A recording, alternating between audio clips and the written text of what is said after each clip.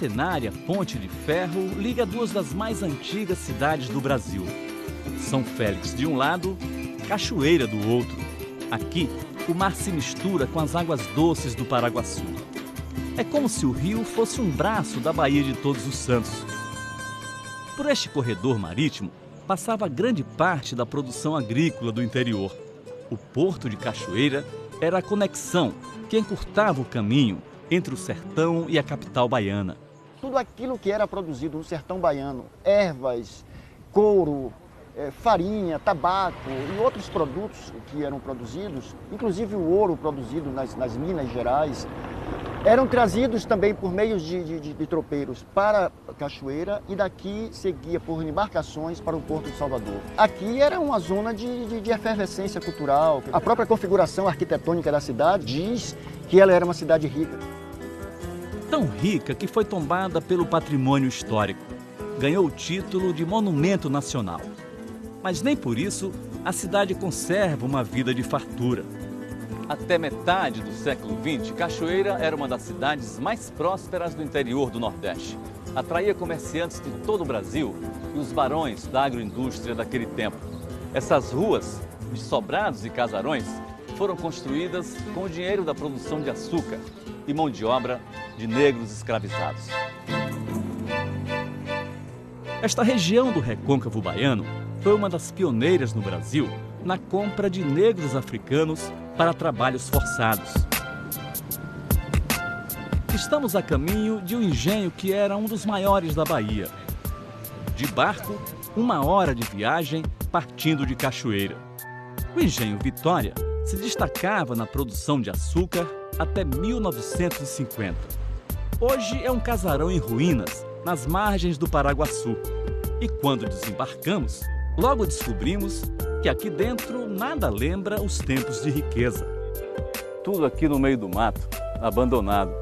Esses pilares sustentavam a unidade de produção, era, professor, quer dizer, onde o açúcar era fabricado naquela época, né? Segundo o professor Fábio Batista, pesquisador da Universidade Federal, eram mais de 40 mil escravos nos engenhos da região. O Recôncavo, sem dúvida, é o berço dessa forma de exploração do trabalho escravo. E como eram tensas as relações com os patrões, o regime de trabalho era de poucos direitos e muito castigo. No mais violento, o escravo era amarrado num tronco conhecido como pelourinho. Esse escravizado era preso pelo pescoço e ficava ali horas e até dias submetido a um regime sem água e sem comida. Com fome e com sede. Com fome e com sede. E do sofrimento nas senzalas surgiu uma confraria religiosa. Estas mulheres são da Irmandade da Boa Morte, uma devoção de quase 200 anos. Do céu, com minha mãe estarei. Na Igreja Católica, elas rezam para Nossa Senhora. E nos terreiros, homenageiam os orixás, os deuses do candomblé. No tempo da escravidão, os negros eram proibidos de cultuar suas divindades africanas. Por isso, eles foram buscar, nos santos católicos, semelhanças com os orixás. E assim o sincretismo começou a se manifestar nos terreiros da Bahia. Neste aqui, por exemplo, as imagens de Santo Antônio e de Ogum, vejam só, estão juntas no mesmo altar. Dia de festa no terreiro. O primeiro ritual é oferecer presente ao Oxum. No balaio, perfumes e flores. Na canoa, fé na devoção. Os ajudantes remam com cuidado, bem devagar, e lá no meio do rio entregam um presente. Depois da oferenda, todos se reúnem no salão. Do trono, como uma rainha, a matriarca do terreiro comanda a celebração. Dançando, mães e filhos de santo reverenciam os orixás. Para as mulheres da Irmandade, este é o momento de se lembrar dos escravos, do sofrimento nas senzalas. Eles tinham, nas suas horas vagas, as suas orações, pedindo a Nossa Senhora da Boa Morte para que desse um alívio, ou de morte, ou de acabar com aquele sofrimento. E o que era lamentação virou alegria quando veio a liberdade, em 1888. Eles aí passaram a agradecer. Se agradeceu a Nossa Senhora da Boa Morte por eles serem libertados daquele sofrimento e agradecendo a Nossa Senhora da Glória por eles terem sido libertados e estar todos agora livres daquilo tudo que passaram. Foi a glória, né? Aí foi a glória. Elas dizem que não há conflito entre a fé nos santos da igreja e nos orixás. A admiração é dos dois lados, diz o padre da igreja de Cachoeira. Embora sejam do candomblé, as irmãs da Boa Morte são bem-vindas ao templo católico. Deus que nós adoramos não é diferente do Deus que elas adoram.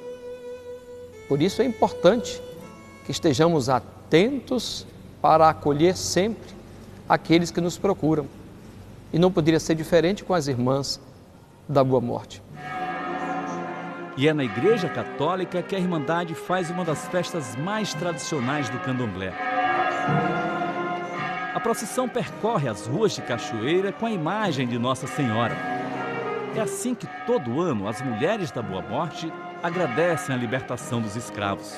Devoção a Nossa Senhora não atrapalha o culto do candomblé? Não atrapalha de espécie alguma. É o culto dela, estamos livres para ela, e o culto lá nosso também estamos livres nas nossas horas. Na frente do cortejo, o padre e as mães de santo, de braços dados, dando exemplo de respeito às diferenças. Na terra de todos os santos, este é o espírito de católicos e seguidores do candomblé, seja nos templos ou nas águas da Bahia. Um guia que mostra os caminhos da Bahia de Todos os Santos. Sua luz pode ser vista a 70 quilômetros da costa. O Farol da Barra é um dos símbolos de Salvador. Até o fim do século XVII, o Porto de Salvador era o mais movimentado das Américas. Muitos navios europeus vinham buscar pau-brasil, fumo e açúcar. A única orientação para os navegadores eram as cartas náuticas daquela época, nem sempre seguras. Para facilitar, o rei de Portugal mandou construir o Farol da Barra depois de uma tragédia. As águas da Baía de Todos os Santos ainda guardam vestígios de um dos maiores naufrágios na costa brasileira. A 30 metros de profundidade, ainda dá para ver pedaços do navio. A âncora, parte do casco, canhões. Maio de 1668. O galeão Sacramento partiu de Lisboa com mais de 500 pessoas a bordo. Na entrada da Bahia, bateu num banco de areia e afundou.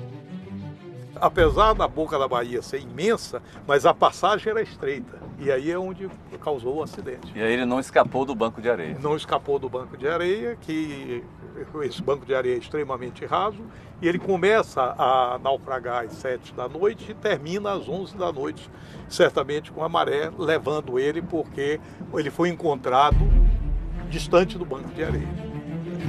Foram mais de 400 mortes, inclusive a do general Francisco Correia da Silva, que tomaria posse como governador da Bahia assim que desembarcasse. Era um navio de combate parecido com esta réplica. Mais de 1000 peças foram resgatadas por mergulhadores, porcelanas, objetos pessoais e até alianças de noivos com casamentos marcados. Essas botijas transportavam azeite e vinho português. Setembro de 1980. Há 36 anos, o Brasil acompanhou pela TV o naufrágio de outro grande navio.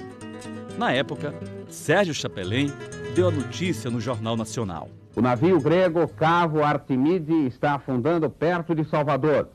O cargueiro encalhou no banco de areia Santo Antônio, na Baía de Todos os Santos. Ninguém morreu. O cargueiro grego saiu de Salvador levando ferro para a Inglaterra. Hoje está a 15 metros de profundidade. Bem no meio da Baía de Todos os Santos fica Itaparica, a maior de todas as ilhas. Tem 40 quilômetros de comprimento e 2 cidades. De um lado, Vera Cruz, em frente a Salvador. Do outro, a antiga Itaparica, batizada com o mesmo nome da ilha. Esta é a terra do escritor baiano João Baldo Ribeiro, que morreu em 2014. Ele nasceu nesta casa onde costumava passar férias. Oi de casa. Bom dia. Bom dia, tudo bem? Emília é a filha mais velha dele. Mora em Salvador, mas passa fins de semana em Itaparica.